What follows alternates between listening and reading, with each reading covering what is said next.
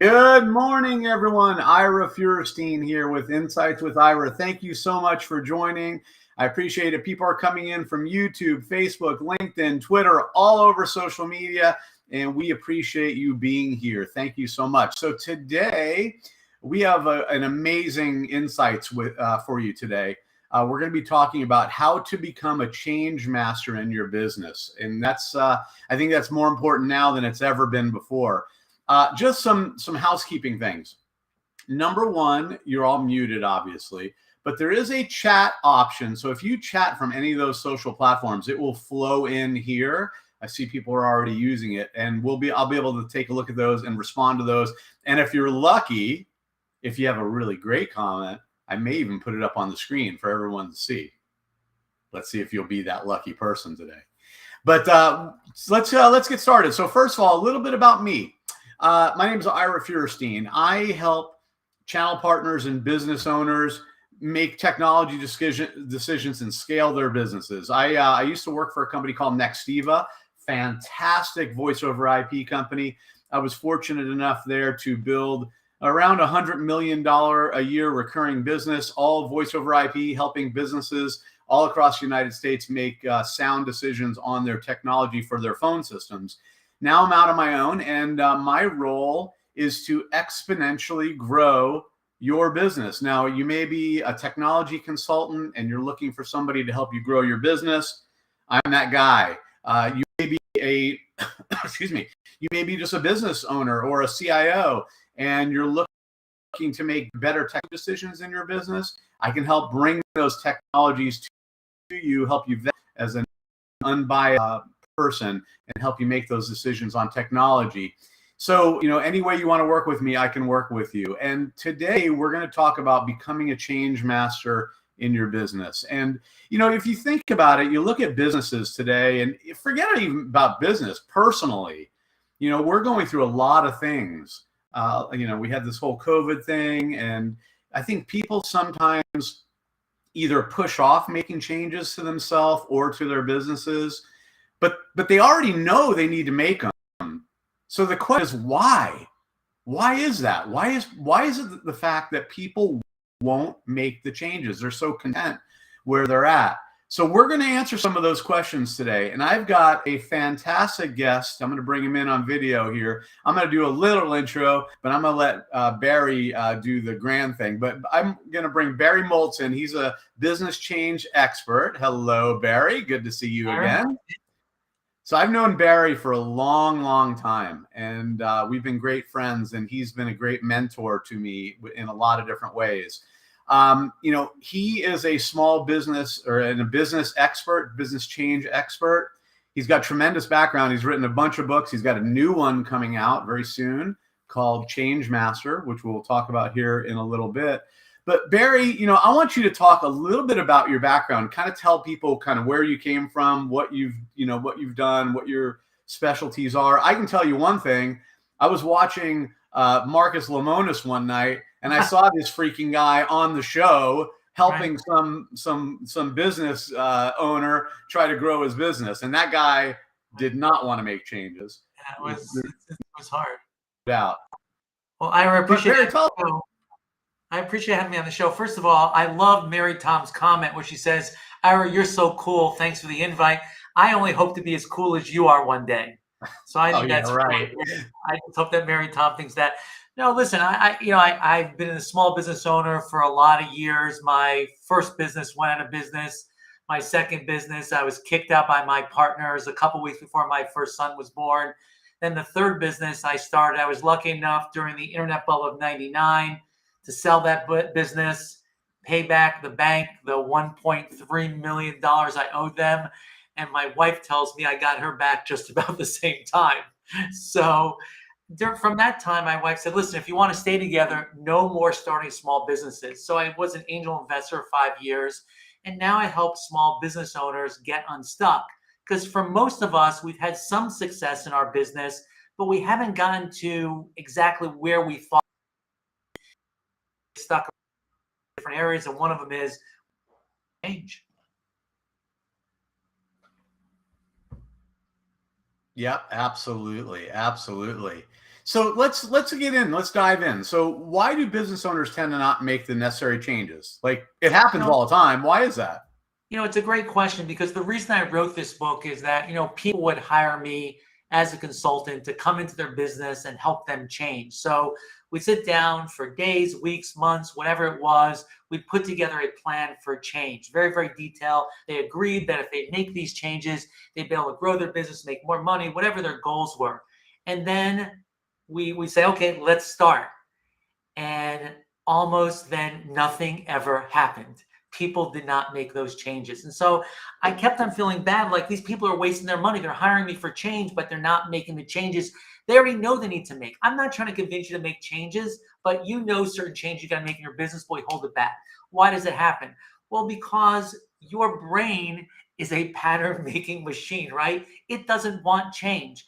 You know the expression, Ira, the devil you know is the devil you don't know. Your brain thinks, well, I got to this point and I didn't die and it's not so horrible, so I want to keep doing the same thing over and over again. And quite honestly, making a change is hard, and most of us would rather just be on autopilot. Yeah, and it reminds me, I don't know if I'm getting the quote right, but it's like something like insanity is doing the same thing over and over again and getting the same results, right? Albert Einstein, yep. That's right, exactly.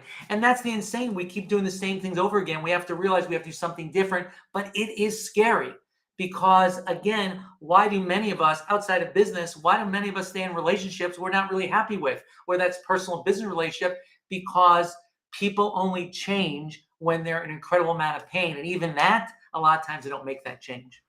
Yeah, absolutely. And, so like talking about that, let's move on to kind of what do you think are the biggest obstacles to making a change? What stops people? I think it's mostly, Ira, fear of the unknown. At least if I'm doing something, I know what the results are and I know it's bad. I kind of adapt to those bad results, or I can, explain them away. But once you make the change, you really don't know what is on the other side of the change. So fear holds us back. And I think it's a huge problem because in business, there's a lot of things to be afraid of. And this is just another one of those things. Yeah, absolutely. Absolutely. If kind of thinking along those lines, what, in a business, generally, we already know these people are generally reluctant to change, but like in business specifically, what are some of the areas that yield the best results with change? Like what's the low hanging fruit for these people? Well, I think the first one you can change is really the way you work, your own personal productivity, right? I mean, most of us just work through interruptions, right? We don't spend any solid time working on what we want to work on. Everything just gets interrupted, and we don't set specific goals, 1 or 2 goals for that day. So that's something we can immediately have an impact on. The other areas where people really focus on changes, one is sales and marketing. People only do marketing when they have no sales, but as soon as they get sales, they stop doing marketing. So that's a problem we all know. And the second thing is on leadership and management. We don't bring the right people into our companies, and we're not able to make that leap from when we start a company where it's hub and spoke, where the entrepreneur's in the middle, and then everyone works around them, to something that's more hierarchical. We don't give people real responsibility. We kind of sort of want to make all the decisions ourselves. So those are the 2 or 3 areas where people really have the biggest impact on their change. And then of course there's money, managing your money, checking your financial statements. Yeah, of course. One of the things I work on, especially with technology consultants around the country, partners, is, trying to get them, because businesses are so heads down are working inside their business, but not working on their business. Right. And I think it's important for people to take away from this. You need to have some time working on your business too. And that's maybe having somebody who can hold you accountable, who can make you just step aside for an hour and look at the business from the outside in and figure out where are these places that you can make tiny infinitesimal changes that could yield the best results. And I think once you do that, doesn't it become easier? Yeah, I mean, you hit on a very, very important point, Ira. Make small changes, because too many times people try to make two leaps for large changes. Or when they retell the story, it seems like they made this huge change, but successful change happens incrementally a little bit at a time. I mean, think about most people join a health club in the United States on January 1st. That first week, they go 5 days a week. Then the next week, they go 4 days a week. Then the following week, they go 3 days a week. And by the end of the month, they quit because they've tried to do too much at one time. Where change starts is trying to make the smallest possible change, see what the results are, and then make the next change. And doing these small steps, in my opinion, Ira, make it less scary. Absolutely. Absolutely. So people, we already know people are reluctant to change, but is there a biological part of people that, like a genetic programming or something for not to change? If you think about it, your brain is a pattern-making machine. Every single thing we think about or do, we try to fit things into pattern, right? So if you meet someone, let's say a new business partner, you try to put them into a box. This is the business partner that whatever it is, right? Or if you see a person and you say, well, this is a nice person or a happy person, we put it into patterns we can easily understand. When we used to travel a lot to work, we used to go to work exactly the same way every single day. So we didn't have to really think about it.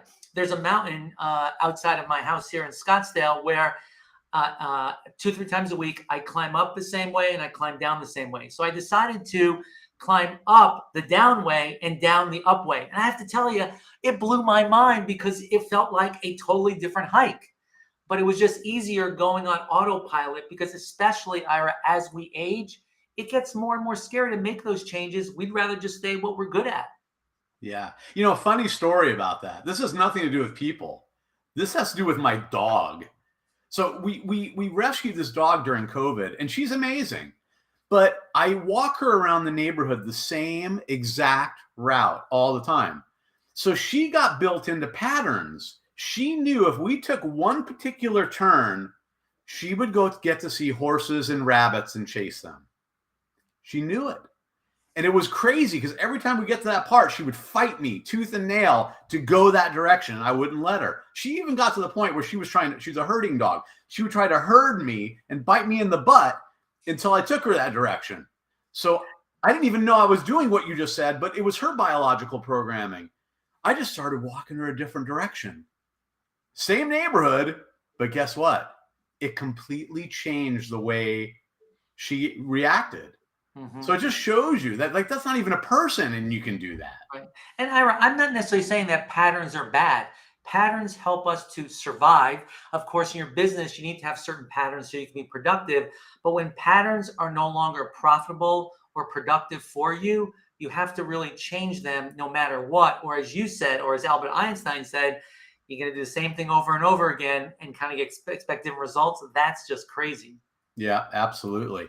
So let me ask you this, how can we use science to make these changes? Like, is there a way to do that? Yeah, there definitely is, because if you can learn new habits, like what you were talking about with your dog, if you can take a different path, eventually your brain creates a different pattern, a new pattern that they're just as comfortable with. But you have to train your brain to do a new habit and kind of take the fear out of it. So, but it takes some initiative to be able to do that. And there is risk, just like everything else in business. Yeah. And it takes time, right? It does take time. I mean, I think, most people say, I love this expression that says most overnight success takes 7 to 10 years, right? When you retell the story, it seems like this change was instantaneous, but there was a lot of risks and things were done incrementally. I mean, if you think about Netflix, how the evolution of that company from mailing. Well, originally they were going to mail VCR tapes, but DVDs, right? Mailing to doing online to now original studio works. That company has evolved over a lot of years, and because they've been able to change, they're still around. Versus a company like Blockbuster, or if you look at a great example of taxis versus Uber and Lyft, one was able to evolve, the other wasn't. You know, it's funny about Blockbuster. I was up in Oregon visiting my son up there, and we actually saw the last Blockbuster standing in the world, and it's basically a museum now, pretty much, is all it is. So it comes down to the fact, you know, this is sort of extreme comment, but it's like change or die. Because if you don't change for the, you know, and be constantly making incremental changes, the world will change around you. And it's hard to sometimes make those changes. I partnered up a lot many years ago with the companies that produce the Yellow Pages. And it was hard for those companies to change because they were making so much money publishing the Yellow Pages, even though it was shrinking. It was hard for them to get into other software or search or something like that. So especially for the industry leader, Ira, that change is really hard. That's why you see a lot of innovation come from people who are not the industry leader. Speaking of that, Yellow Pages, no kidding. 2 days ago, I had the Yellow Pages delivered to my house. My mind almost exploded. I'm like, what are you thinking? But there are some people that actually still use the Yellow Pages, certain demographics, believe it or not. But it is definitely a shrinking market. All right. Those people need to get with the times. Let's move on. They got to make a change. Yeah, let's move on. They need to make a change. But you know, I think in business, I think it's important, you know, you need to be able to change personally, right? But also you may have a team around you. And that's, I think, a different story, right? Because now you're trying to influence other people on your team to make a change. Like, what are some tips there?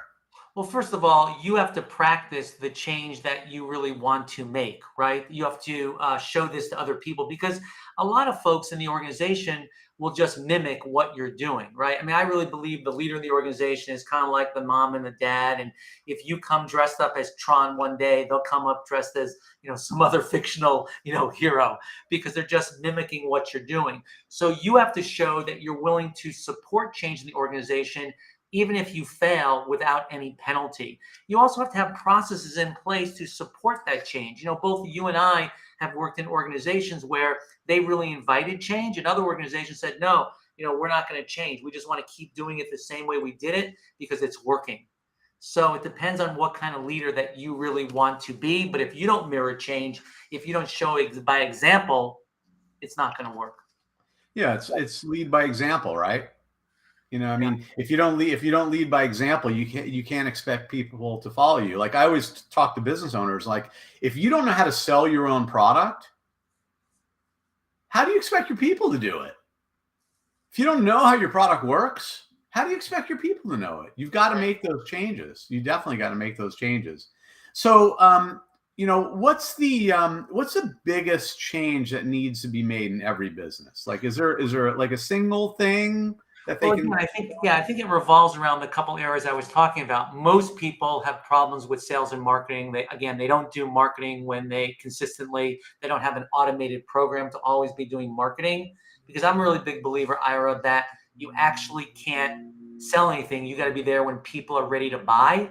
And that means marketing, right? It's also around managing people. That becomes a huge issue this year because you can't find people, you can't retain people. So how you lead and manage people is critical. And most of us were not trained to be managers. I mean, I was fortunate. I worked at IBM for 9 years. When I became a manager, they sent me away to a month-long charm school, right? And so I got to learn how to be a manager. Also, people have to look at how they manage their money.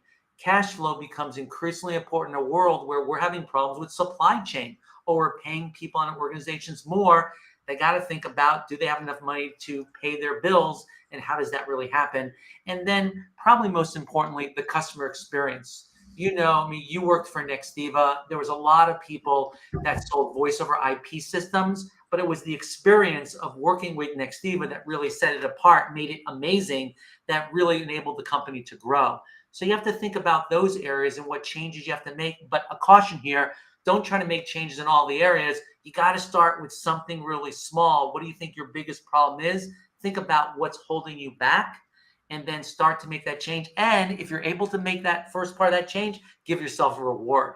We don't get enough rewards or prizes as we grow up, I believe. Yeah, and it's like the old saying, like, you can only eat an elephant one bite at a time, right? You've got to, you can't, you guys, I think everyone needs to understand here that change is it's a process. It takes time, it takes effort, it takes commitment, and you can't just give up, because if things don't work, tweak them, change them, right? You try something else. I mean, you make a change, you see what works, what doesn't work, and then you try something else. And this is where your point of having a mentor or accountability coach, Ira, is really important. Because if you say you're going to make a change, and then someone's going to hold you accountable for it, are going to make, because week someone's going to be asking about that. Yeah, absolutely. Absolutely. So let's just kind of summarize kind of what we talked about today. Give everybody your golden nugget. Yeah. Of, like, if you take one thing away from this, yeah, take this away. Change is hard. It's not your fault. Your brain doesn't want to make changes. We understand the fear around it, but the way to make changes is really, as I was saying, eat the elephant one bite at a time. Pick the one change you want to make, something really small. Figure out what is holding you back from making that change, and think about, if you're able to make that change, what are the real benefits that come to your company if you can make that change. Identify what the small change is. Talk to a mentor about holding you accountable, and see if you're successful. If you are, make the next change. If you're not, try to go back, think about why you failed, and repeat. Awesome. So, honestly, Barry, this has been a great talk. I think it's important for people to look at their business a little differently, look at themselves a little differently. And I would challenge everybody who's watching this, start making a change today. One small one. One small one. Don't put it off. Don't get bogged down in the day. Shut your freaking email off. Shut your computer down, shut your cell phone down, and think about one small change you can make. And if you keep making small changes, you'll get enough practice and confidence that you make bigger changes. That's the thing. Absolutely. Now, Barry has his book's coming out soon. When does your book come out? It's only been delayed 6 months because of supply chain issues, and it's coming on the 19th. And here's the really exciting part: that AT&T business has partnered with me, and they're giving away 1,000 free books. So if you're interested in getting a free book of Change Masters, contact Ira, and he can give you the information about where you can get a copy of the free book. And then if you get a free book, we're doing a free webinar on around the book, so you can attend that too, courtesy of AT&T. Okay, that's fantastic. So 1,000 books that you're giving out.